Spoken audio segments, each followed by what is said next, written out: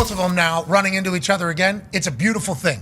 You know, they had that handshake, I believe, after the last time they played in the playoffs. And I think Josh told Patrick Mahomes, or Patrick told Josh, like, hey, this is going to happen again. It is. This is the Peyton and Tom of the AFC. Yes. This is what it has become. And both of these teams were not supposed to make it this far if you listen to any of the chatter or watch them play this year, to be clear.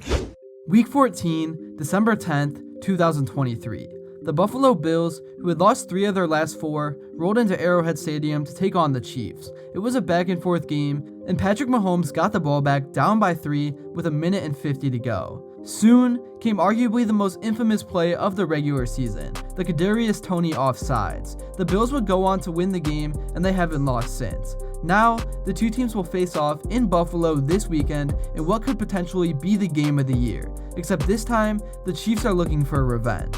As always, before I get into the rest of this video, please drop a like and subscribe, as it means a lot, and also hit that bell to make sure you don't miss out on any future content. In the wildcard round, in a frigid game at Arrowhead Stadium, the Kansas City Chiefs defeated the Miami Dolphins 26-7. Despite extreme cold and a shattered helmet because of it, Patrick Mahomes threw for 262 yards. 130 of those yards were to rookie receiver Rashee Rice, who also caught a touchdown pass in the game.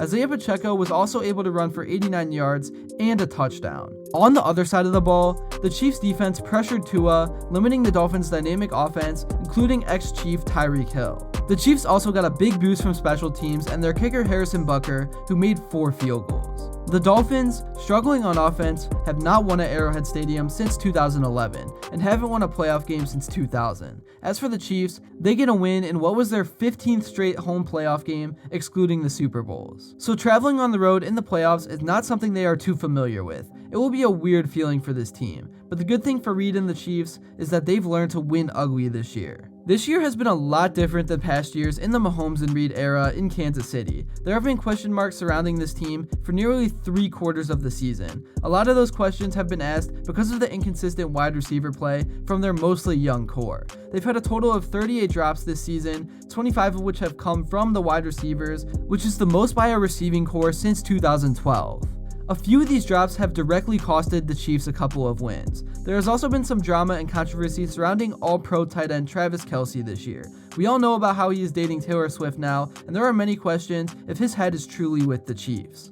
For Kelce's standards, he is having a down year and failed to reach the 1,000-yard receiving mark for the first time since the 2015 season. And the main star himself, Patrick Mahomes, has also had a down year. His QBR, which was 63, his passing yards per game, which sat at 261, and yards per attempt, which was 7, were all lows for Mahomes in his NFL career. He also had a career high in interceptions this year with 14. All year, the media and fans have been asking, when are they going to break out of this? When are they going to look like the old Chiefs again? But for this playoff run, I don't think we'll be seeing the Chiefs of the past few years, but rather, a team that suits this particular roster better, a win-ugly roster. Even though it is somehow Mahomes' worst record with the Chiefs, even though this was one of Mahomes' worst seasons with the Chiefs, they still managed to get themselves an 11-6 record and a division title. And this has mostly been because of their outstanding defensive play. The Chiefs finished the year ranked second in total defense, only allowing 289 yards per game, which was only worse than the Browns. They ranked 4th against the pass this year, giving up just 176 yards per game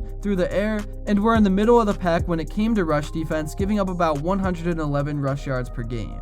They also didn't let opponents get into the end zone often, as they only allowed 32 touchdowns, which was tied for second with the Steelers and only behind the Niners. They are led by players like Chris Jones, who was able to get 10.5 sacks this year up front, and corner Algerius Sneed on the back end. And of course, their mastermind defensive coordinator has this defense bouncing off the walls and making plays all over the field. He's known for trying to deceive opposing quarterbacks and making them think one thing and another actually happens. So with that said, let's get into some of the keys of the game. I just mentioned how the Chiefs' run defense has been middle of the pack this year, but they can't afford to just be middle of the pack this week against a really good Bills rush attack. James Cook is having a career year for the team, and Josh Allen is always a threat with his legs. So I believe step one for the Chiefs is stopping the run of the Bills' offense. Now that will force a lot of pressure onto Josh Allen, who can probably handle it, but he is also very turnover prone this year.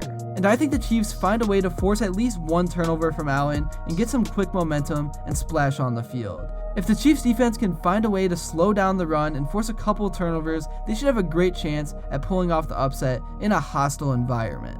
And speaking of that, the Bills Mafia will be going crazy in this one, as they are eager to see this team staying hot and hopefully get to a Super Bowl. But if there's one man who can conquer the noise and lead his team to victory, it's Patrick Mahomes. I talked about how the Chiefs have found ways to win ugly this year, and they will have to continue to do that. But they will still need Patrick Mahomes to be special this week.